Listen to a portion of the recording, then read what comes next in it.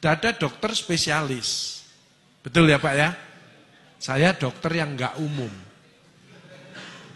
Karena saya 25 tahun itu dampingi orang-orang yang sakaratul maut. Penyakit-penyakit terminal. Makanya kenapa untuk penyakit-penyakit terminal itu kok tidak ada larangan makan. Wong makan aja nggak mau kok dilarang lagi. Panjenengan ya boleh makan, asal yang nggak boleh kalau berlebihan. Kata Rasulullah, makan pada waktu lapar, berhenti sebelum kenyang. Sumu tasihu, berpuasalah niscaya akan sehat. Kalau diimbangi puasa, bisa juga menahan hawa nafsu, sebab dari emosi. Banyak orang nggak ngobati hati. Kedua, saya kalau ngobati secara keseluruhannya, bukan hanya fisik saja, bukan hanya pil. Manusia ini terdiri 5 aspek. Badan, psikologis, sosial, kultural, spiritual. Jadi kalau ngobati harus semuanya. Satu badan, treat the patient. Jadi manusia, bukan hanya pil-pil, tapi emosinya. Makanya orang yang ngeyelan itu gak iso, itu cepat mati. Karena kortisolnya meningkat. Jadi justru penyakit hati ini diobati. Makanya obatnya Rasulullah adalah istighfar.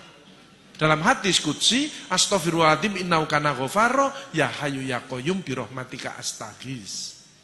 Itu tidak pernah disampaikan, hanya dikasih pil, itu fisik. Padahal kausannya di hati.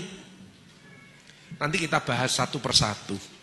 Makanya saya ini tugasnya adalah bagaimana orang itu tidak menderita, bagaimana orang itu semangat, dan bagaimana orang itu siap kalau sewaktu-waktu dipanggil sama Allah. Itu tugas saya.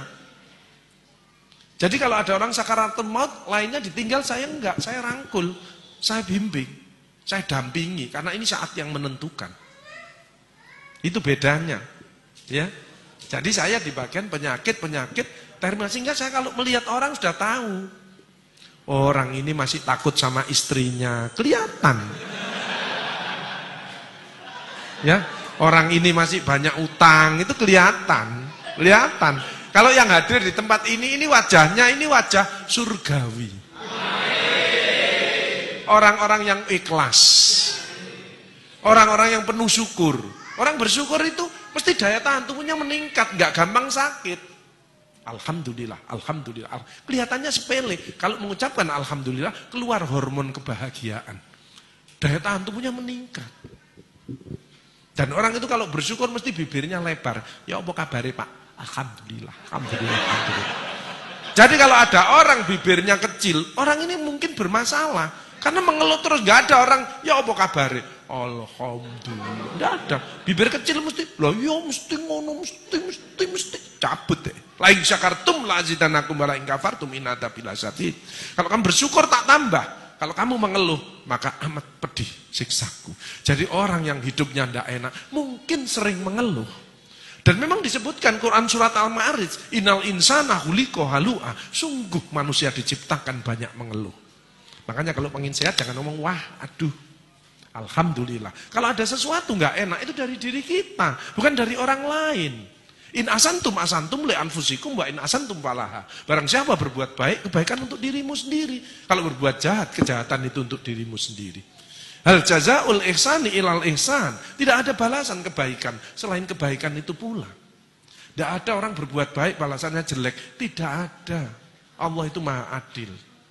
Dilanjutkan lagi Quran surat Al-Zalzalah, "Faman ya'mal mithqala dzarratin khairan yarah wa may ya'mal mithqala dzarratin syarran yarah." Makanya orang yang bahagia seperti panjenengan ini bagaimana? Bisa menerima pendapat orang lain, bukan memaksakan kehendaknya untuk orang lain. Kaiso, setruk. Kortisol yang keluar, ini bahaya. Makanya hati kita harus dibersihkan dulu dari penyakit hati. AIDS, angkuh, iri, dengki, sombong. Itu harus didetoks. Bagaimana bisa bahagia kalau masih punya iri hati ini? Apa sih artinya takwa? Alladzina yunfikuna fis-sarra'i wad-dharra. Dia peduli. Suka menafkahkan hartanya baik di waktu lapang maupun sempit. Kalau mau sedekah tidak usah nunggu kaya. Kaya itu belum tentu. Tapi dengan sedekah calon menjadi orang kaya. Wal kadzibinal ghaidz. Dia kalau debat selalu ngalah. Karena Allah janji, siapa yang salah dia ngalah. Tak buatkan istana nanti di surga. Tapi dia benar, dia ngalah. Maka istananya akan lebih hebat. Sayangnya banyak orang dolim. Istri ngomeli suami sudah senden di tembok, tapi nyerah ini. Cek diterus noai, karek mumbul, kik, mati. Makanya anak juga gitu, ya bunda, aku yang salah, aku mohon maaf. Ya sudah maafkan, karena itu miliknya Allah. Makanya kita tidak boleh dolim, tidak boleh menyakiti orang.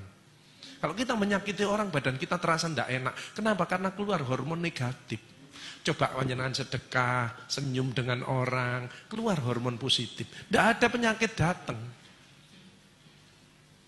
Dotok dulu, AIDS ini. Dengan apa? Istighfar tadi. Istighfar itu menggembirakan Allah, dicintai Allah, tambahi rezekinya, dijauhkan dari neraka. Dan yang penting, kalau istighfar itu, setan putus asa. Sayangnya di Indonesia kan sudah tidak ada setan, karena manusianya sudah disetan kabeh. Ya. Bagaimana bahagia? Panjenengan sehat, insya Allah ya sehat. Sehat. Sehat itu kadang-kadang dilihat jasmani rohani. Betul nggih? Badan, stres. Padahal ada 8. Sehat fisik, panjenengan bisa ke sini. Alhamdulillah. Coba panas badan. Awake panas, greges, tidak mungkin ke sini. Apalagi mencret, tidak mungkin wong gini. Ono pengajian nang masjid, rumah sakit Karimah Utama, gak iso aku, gak iso. Mencret kok. Kan ringan mencret, wong klepnya tidak bisa nutup. Kan tidak kelihatan.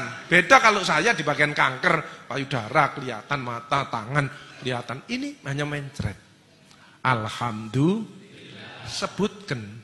Supaya keluar hormon kebahagiaan. Kadang-kadang orang tidak punya duit itu kenapa sih? Dia pelit, hitung-hitungan sama Allah. Dan Allah tidak hitung-hitungan dengan kita. Wa in ta'udzu nikmatallahi la tuhsuha. Barang siapa akan menghitung nikmatku tidak akan mampu. Kok bisa Pak Agus? Pasien saya rata-rata pakai oksigen. Wong terminal. Pakai oksigen. Satu oksigen ini bayar 1,5 juta. Kalau isinya habis, isinya tok 300.000. Jadi satu tabung 1.800.000. Ini habis setengah hari. Jadi satu hari 2 tabung, 3.600.000 hanya untuk oksigen. Belum infus, belum obat, belum dokternya dan lain sebagainya. Kita tidak pernah dibayar, tidak pernah bayar. Coba seandainya nanti kita panjenengan undur di rumah terus besok pagi ada tamu tok tok tok. Assalamualaikum, waalaikumsalam warahmatullahi wabarakatuh. Saya utusan dari Allah ingin narik rekening berapa liter oksigen yang panjenengan hirup mulai lahir sampai sekarang. Oksigen tok, tidak usah anak, tidak usah rumah, tidak usah sepeda motor, tidak usah mobil, tidak usah tanah. Oksigen yang panjenengan hirup ditagih sama Allah. Panjenengan jawab. Panjenengan gini paling blek mati ya. Gitu kok kadang-kadang jahat sama istrinya, gitu kok kadang-kadang tidak mau baik dengan putra putrinya, gitu kok kadang-kadang tidak nyaman sama tetangganya. Yuk kita rubah. Yuk kita istighfar 3 kali yuk. Astagfirullahaladzim, astagfirullahaladzim, astagfirullahaladzim. Ampuni ya Allah, ampuni ya Allah. Makanya Rasulullah itu manusia yang sudah dijamin masuk surga, tidak lepas dari istighfar 100 kali satu hari. Apalagi kita yang penuh dengan dosa. Alhamdulillah ditambah astagfirullah, ditolong sama Allah. Apa yang sulit?